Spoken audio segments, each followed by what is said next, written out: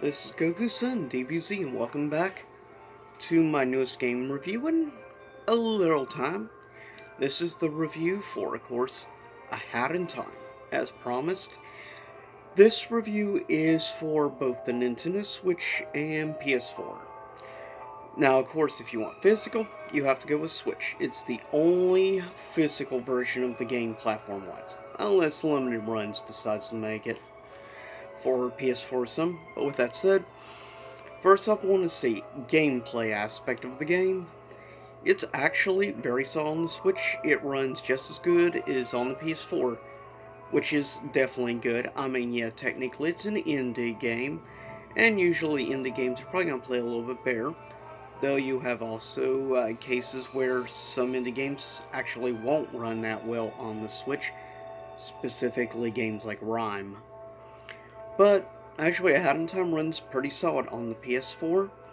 And I will say also, the game is interesting. Now, I haven't completed the game yet. I am probably about 2/3 the way through A Hat in Time so far.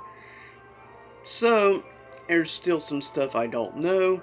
I won't really have any spoilers in this review, so don't worry on that. But yeah, gameplay is smooth, solid. Graphically, I would say it looks like some maybe from the PlayStation 2 era, but it is an indie game, so you have to keep that in mind, though. I do like the unique art style the game decides to go with, specifically like the facial expressions and the very cartoony like eyes and everything. That is appreciated. I like signature unique art styles to games. Like the world itself doesn't really have any super specific unique design about it, but the characters themselves do. Now, just so you know, pretty much all the henchmen and stuff you face for the most part in the game, at least early on, all looks the same. Uh, the big baddie is the Mafia. So you have your main protagonist, of course. You have this girl, which ends up deciding to help because she hates the Mafia, obviously. And you lose your hourglasses, so you have to go around completing missions and stuff, beating bosses and characters in order to regather your, I guess you could say, well, obviously, your sand time, or rather, hourglasses. And that is the basis of why you are playing the game. Now, of course, gameplay wise, this is very much a platformer. It's a 3D platformer. I would say you can really tell that N64 platformers played a heavy influence in A Hat in Time gameplay or design of the world to an extent. And of course, there's many different collectibles in the game, like actually a lot of N64 era platformers. Specifically, you can tell games such as Banjo Kazooie, Mario 64, and games of that nature you can tell play heavily influence and a lot of elements in A Hat in Time. Is the game super hard? At least, not at first, it's relatively easy. At first, it is somewhat difficult, only because at first, when you face Mafia, the only way you can beat them is you have to jump up and do like a special attack from the air. That is the only way to do damage to the Mafia goons. However, you will gain other things, and also you get like total, at least I know of 4 hats. I have right now 3 of the 4 hats. Each hat has its own specific ability. Say like your basic normal top hat, which he wears at the start, gives you the ability to zoom in and see what the goal is, and that allows you to keep track of the goal as you go around on the, that specifically area. Like, for instance, in the beginning, it's on a standard, like, island surrounded by water with the Mafia goons and stuff. And I get a kick out the Mafia because they use, like, a Russian-style type accent. And that's kind of funny, personally, in my opinion. I like the fact that the Mafia goons have, like, a Russian accent. I just find it rather amusing. But, eh, but also you have like another hat you'll get through collecting yarn things, and that allows you to craft new hats and things.